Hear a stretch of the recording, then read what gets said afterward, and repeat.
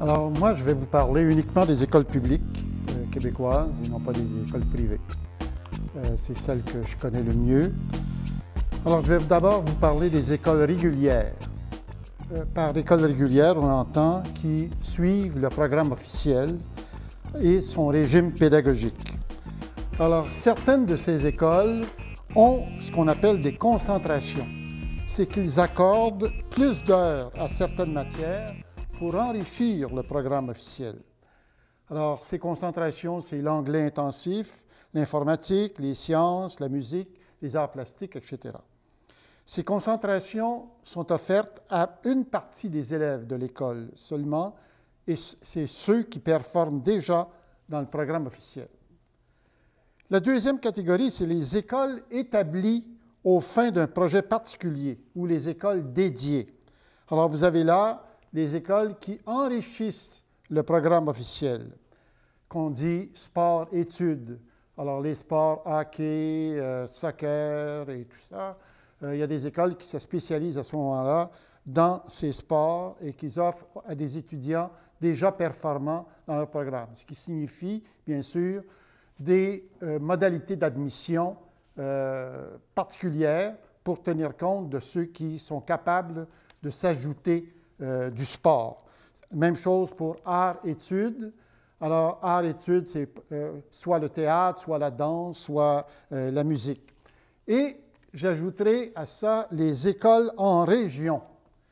C'est toutes les petites écoles de moins de 100 élèves qui profitent à ce moment-là d'un programme particulier du ministère de l'Éducation et qui leur donne à ce moment-là beaucoup de moyens technologiques pour être en communication entre elles, parce que vous comprendrez bien que les petites écoles de village souffrent d'isolement et souffrent de manque de moyens. Alors, c'est une façon pour le ministère de compenser pour ces écoles-là. Et dans ces écoles dédiées à un projet particulier, il y a ceux qui ont un modèle de pédagogie particulier. Ce modèle-là, il y en a deux. Le modèle des écoles à l'éducation internationale et les écoles alternatives. Je ne peux pas vous parler beaucoup, et je préfère ne pas vous en parler quand je n'ai pas une connaissance approfondie de la chose, des écoles internationales, mais des écoles alternatives, oui. Et ces écoles sont toutes dédiées, ces écoles dédiées sont toutes approuvées par le ministère de l'Éducation. Elles sont offertes à ce moment-là à tous les élèves de l'école. Alors, donc, dans ces écoles-là, les modalités d'admission, quand c'est des questions d'enrichir le programme, ils tiennent compte à ce moment-là de la force académique de l'élève. Dans le cas des écoles alternatives, c'est à ça que je vais maintenant vous convier. Ces écoles alternatives ont pour politique d'admission d'admettre des familles et non des enfants. Donc, c'est des familles, des parents, des pères et des mères qui acceptent à ce moment-là de faire entrer leurs enfants dans une école alternative à des conditions qui sont surtout de participer à l'éducation de leur enfant comme des coéducateurs. Alors, pourquoi je m'intéresse particulièrement aux écoles alternatives? C'est que je pense y avoir été depuis 1978, mais bien avant ça, moi-même, après avoir enseigné, je me suis rendu compte que les écoles alternatives, pour mes fils, étaient la solution idéale. Alors, c'est pour ça. Maintenant, je ne veux pas que le mot « alternative » ne signifie que le choix d'une autre école.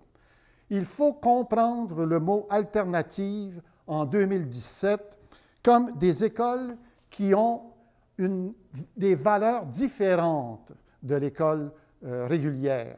Un peu comme les médecines alternatives qui s'occupent davantage de la globalité de l'individu, comme l'économie alternative qui s'occupe davantage du communautaire que du profit de quelques personnes. Alors donc, c'est sur cette base-là que les écoles alternatives fonctionnent, c'est donc sur la personne de l'enfant. Il y a 36 écoles alternatives au Québec, 32 primaires, 3 secondaires et 1 primaire secondaire, dans 15 commissions scolaires, et ça totalise 7000 élèves. Une école alternative, c'est une école créée par la volonté de parents. Et si il arrive que cette école voit le jour grâce uniquement à la commission scolaire, bien, on se rend compte, après quelques années, que les parents n'ont plus la place de coéducateurs qu'ils doivent occuper, mais ils ne sont que des bénévoles. Ça fait partie de l'ADN d'une école alternative que d'être créée par des parents. Et une école alternative, c'est plus qu'un endroit où on enseigne, c'est une communauté de vie, une communauté d'appartenance et une communauté de recherche. C'est une équipe école qui accueille les enfants et non pas un prof à la fois. C'est une équipe cohérente qui reçoit l'enfant et qui le suit dans tout son parcours, tant au primaire qu'au secondaire.